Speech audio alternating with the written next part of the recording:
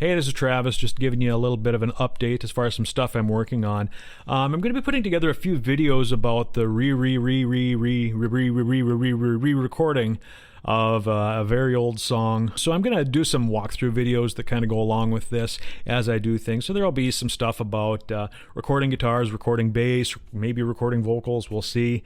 I don't know that doing commentary while recording vocals necessarily works well for me, but we'll find out. First off, a bit about the song. It used to be called Arena. I originally wrote it back in 1999. It was part of a recording project that never really went anywhere.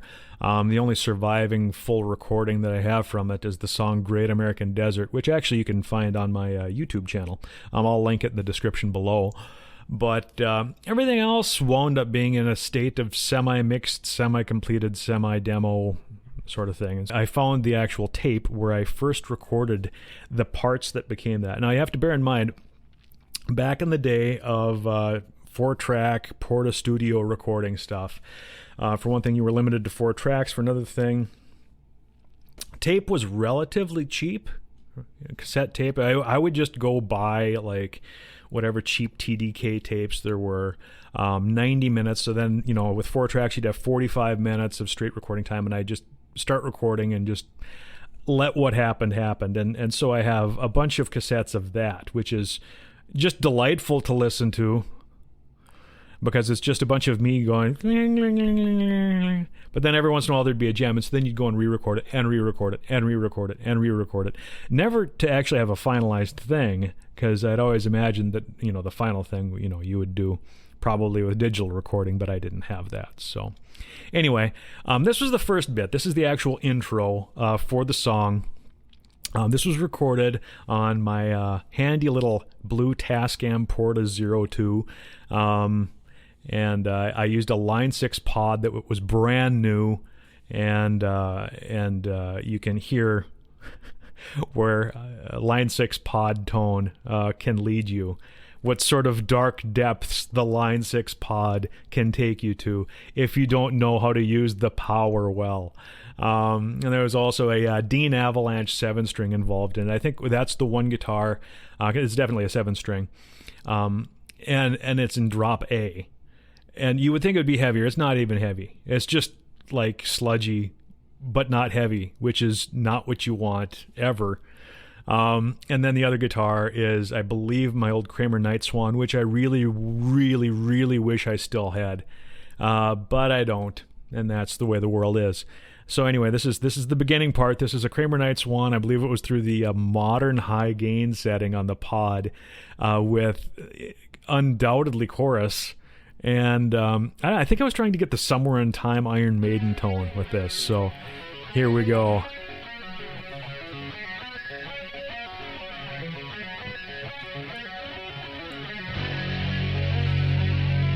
You can hear, I actually have this EQ'd to take a bunch of low mid-range out. The original recording is so sludgy, you can't even believe it.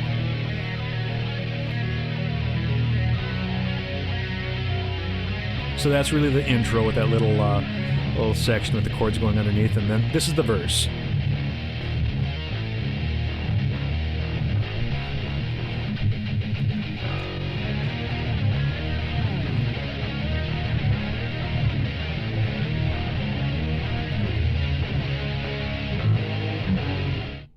So I left that largely intact in the newer version. Eventually what wound up happening with this was I did wind up doing a digital recording. I was working with a drummer named Terry Olson, and we were working on a bunch of these songs that I'd written. Let's see, there was this one, which was Arena. There's another one called Madhouse. I wrote that right after I moved to Fargo in 96.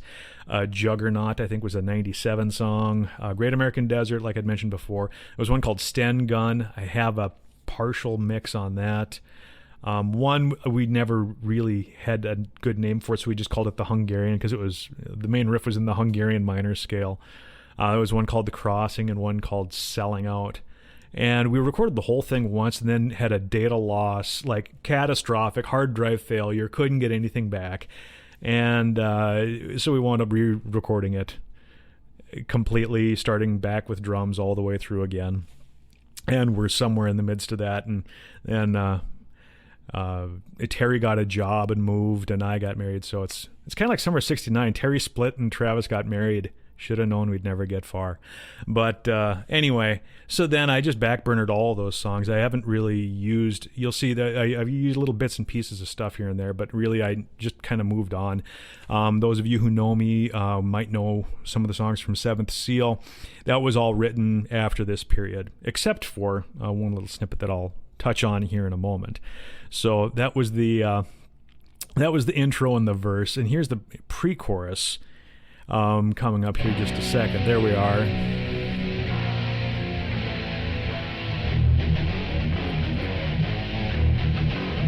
Adequately sludgy.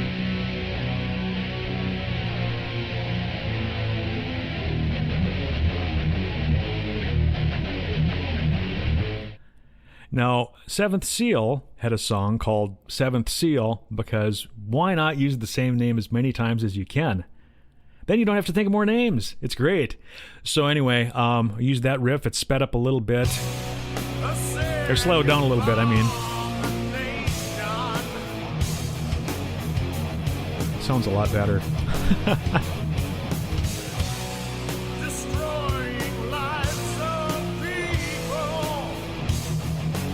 That's my old Pack-A-Day vocals there.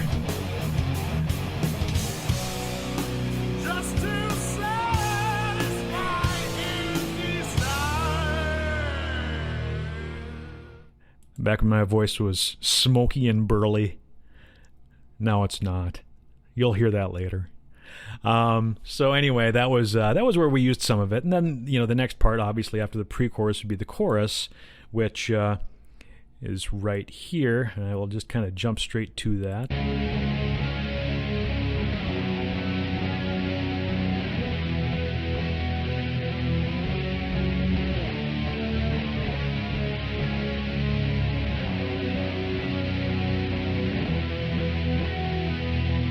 So, not a whole lot to that. It's basically it's D, C, F, G, and then an E flat to end the thing off. Because why not? Because you might as well have an E flat in there. Kind of jukes your attention around. Anyway, then there's the little arpeggiated guitar above that. Just to add a little bit of color. Basically, just use that to build a song out and record it and re-record it and re-record it, and then ultimately wound up dumping it, except for that part. And that happens to a lot of songs, actually. I mean, a lot of music, especially riff-based music, where you can take one part like, oh, wow, I have this other song. It's a lot newer, and when it's new, you're a lot more likely to work on it because you're still excited about it, as opposed to old news stuff like this, which, whatever, we'll just put that on the back burner. Maybe I'll get to it someday. And that's how you wind up with a song that's over 20 years old and no one's ever heard.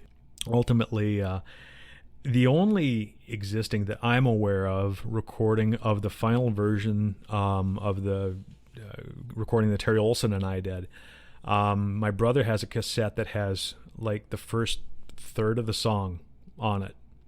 And it just inexplicably stops and there's nothing. So I have no idea what we were doing there, but obviously... yeah, it was great, so that's from about 2000. So anyway, but the the parts live on in the old noggin, especially once you've re-recorded a song. So some time ago I decided to just do a rough demo of it and actually throw a little bit of programmed drums at it. Ultimately, I thought there was some promise there. I remember when I wrote it, I thought it was a lot heavier than it was. You're sitting there, once again, you have this really huge guitar sound thing happening, and you aren't thinking about what the actual chords lend themselves to musically. And so it's kind of an interesting thing to look back in retrospect, because I had that 7-string, and I knew before we ever got to original recording or the full recording with drums that 7-string wasn't going to cut it. That drop A was way too sludgy for this. So then the other part in here, obviously there's a solo section, because I always wrote solo sections. Always, because it's an excuse to throw another riff in there. And so I always used to call this the A-team section, because in my mind it's somewhat reminiscent of the from the A-team theme.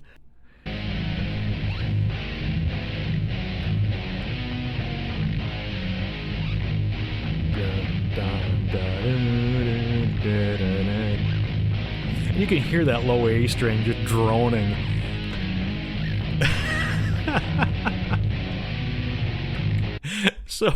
So anyway, yeah, so that's in there. So I've used the original beginning. I've used the original verse mostly.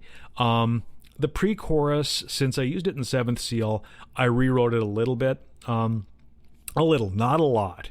There's still that little chromatic walk down, and there's, still a chunkiness to it. It's just a little bit different, just so that it isn't exactly the same as another song that, I've played in front of people and released a recording of. So yeah, that's that. And, and then the outro really, is like the intro over again. So it's this.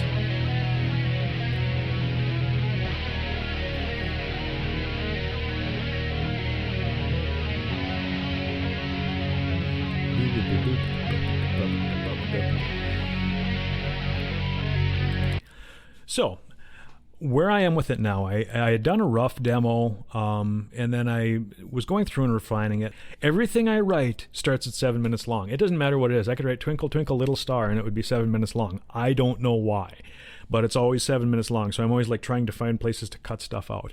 And people are like, really? Is that possibly true? I listened to part of Echoes in the Dark and didn't listen through the whole thing because it was so long. The actual truth is, that album clocks just under an hour. It was originally an hour and 20 minutes. I had to cut that much out of it. So it's brevity is not my strong suit. I know how it works. The kids get bored. It's true. So it's a little bit shorter now, a little bit more concise, a little bit faster, a little quicker. The pace was a little slow on all of the earlier versions. I really had imagined that riff to be, once again, I imagined the whole thing to be more sort of almost kind of a Sabbathy sludginess that doesn't really work with the rest of the music when you kind of step away from it a little bit.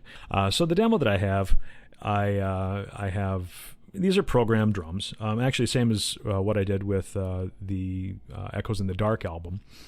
The nice thing with that is that you can cut, edit, and change things relatively quickly. I would have been disappointed if I would have cut this even the original way that I would have cut this, or even the original recording from, 2000. But even if I would have cut it, a couple of years ago, I would have still thought it was a little too long. Here's a little snippet of where things are right now with it. You can hear the demo vocals, a little pitchy, okay.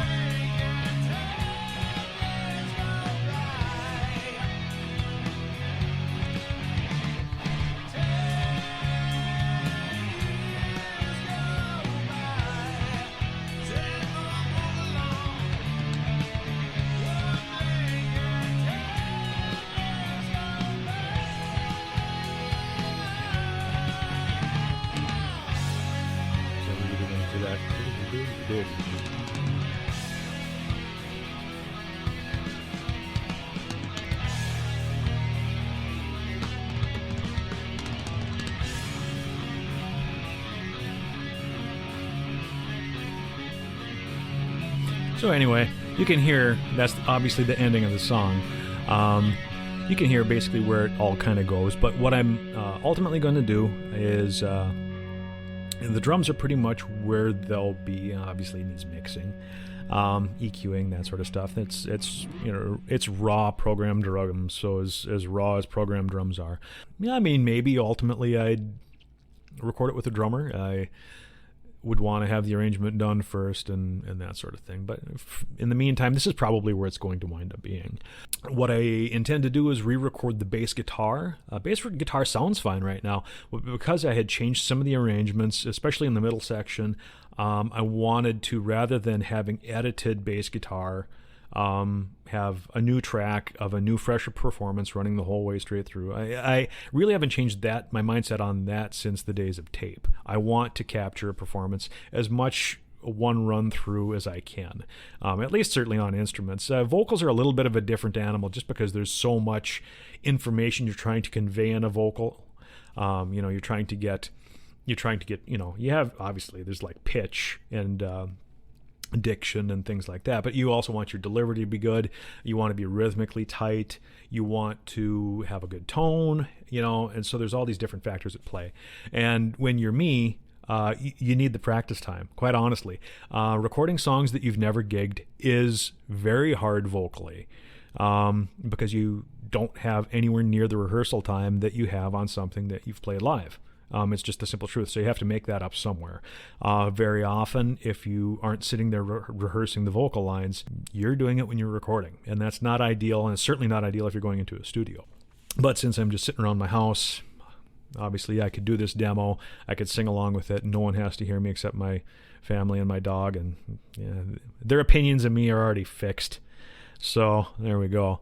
And I'll be re-recording the guitars for the same reason as the bass, just because I changed the arrangement. I want to make sure that everything flows the way I want it to, have the dynamics that I want it to have. I'll go, obviously, a deep dive on that when I do it. And then, obviously, new vocal tracks that actually are more than, just like a single take to get a melodic idea out there. Lyrically, it's, I would say, 95% anyway. We'll see if there's anything that I really hate going back and listening to it. But pretty much the song is about, it's 10 years. 10 years goes by. One blink and 10 years go by. No, obviously, it's been 20 years since I wrote the song. 10 years is easier to fit into a song. 20 years... 20. No one wants to hear that. No, 10 years. Everyone likes 10 years. Led Zeppelin had 10 Years Gone. There was a band called 10 Years After. I keep knocking into the microphone and shaking the table. It's all fine. But you don't want to hear a song about 20 years. You don't. You think you do. You don't. If you think you do, you're wrong. You stop being wrong. Come on. Okay. I'm done chastising you now. Parts 2, 3, 4, whatever will be forthcoming. I'm guessing next up will be bass guitar. So I'll be doing that as I record bass guitar. It'll be interesting. I'm not going to be sitting here talking to a camera while I'm actually doing recording work. I'll probably film myself miking stuff up and playing things, and then just doing a voiceover on it or something like that after the fact. We'll see. We'll see how it pans out. Anyway, thanks for watching. If you made it this far, thank you. I don't know, like and subscribe. I don't know. This is going to be on YouTube. You're supposed to say like and subscribe and hit the bell so that you can be notified like in 2 years when I upload another video, right? There you go. All right, thanks.